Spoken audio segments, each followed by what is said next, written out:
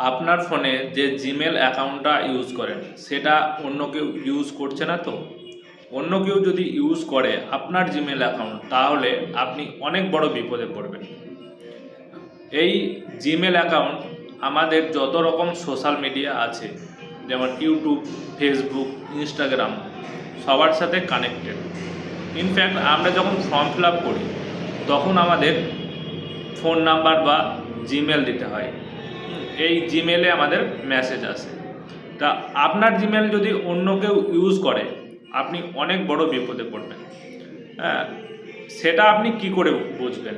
তা কোথাও যেতে হবে না, আপনার ফোনের মাধ্যমে আপনি বুঝতে পারবেন যে আপনার জিমেল অন্য কেউ ইউজ করছে কিনা, এবং যদি ইউজ করে থাকে তাহলে আপনার ফোনের মাধ্যমেই আপনি সেটাকে লগ আউট করে দিতে পারবেন, বন্ধ করে দিতে পারবেন, এবং তার বিরুদ্ধে আইনত ব্যবস্থা নিতে পারবেন।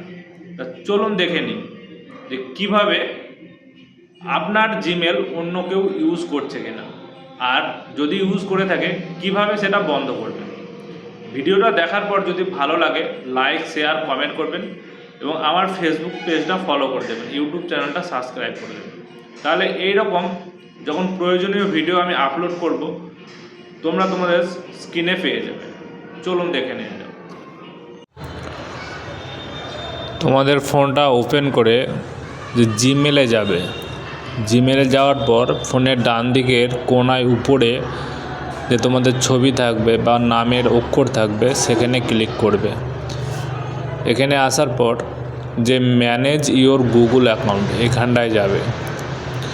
একটু নিচের দিকে দেখতে পাবে সিকিউরিটি অ্যান্ড সাইন ইন, এইখানটায় তোমরা ক্লিক করবে।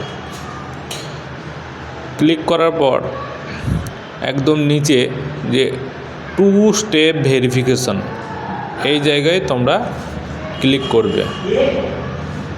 ক্লিক করার পর যে নিচে যে গুগল আছে, এখানে আমার ওয়ান ডিভাইস, এটা একটা ডিভাইস আমার কানেক্ট হয়ে আছে।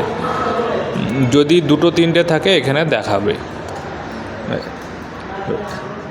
ওখানে ক্লিক করার পর ম্যানেজ ডিভাইস, এখানটায় তোমরা ক্লিক করবে। আমার একটা ফোন ইউজ হচ্ছে মোটোরোলা মোটো G64, এটা ইউজ হচ্ছে।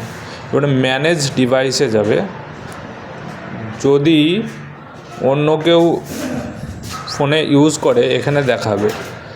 এখানে দেখার পর একদম নিচে যাবে যে অ্যান্ড্রয়েড লেখাটা আছে, এখানে তোমরা ক্লিক করবে। যদি অন্য কেউ ইউজ করে তোমার জিমেল, এই যে সাইন আউট, এখানে গিয়ে তুমি অফ করে দিতে পারবে। তাহলে তোমার জিমেলটা আর অন্য কেউ ইউজ করতে পারবে না।